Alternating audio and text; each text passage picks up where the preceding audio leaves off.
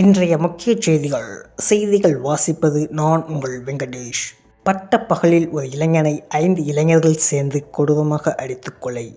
பொதுமக்கள் வேடிக்கை.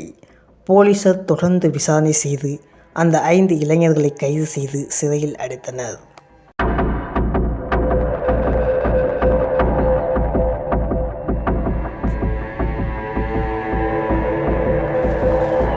எல்லாரும் சாவுக்கு பயந்து ஓடினாங்க. ஆனால் அவன் மட்டும் சாவை தேடி போனான். இங்கே தப்பு எவன் பண்ணாலும் தண்டிக்கிறது நான் தான். கொல்லணும், எல்லாரையும் கொல்லணும், உடனடியாக கொல்லணும். அப்போ தான் தப்பு சீக்கிரம் குறையும்.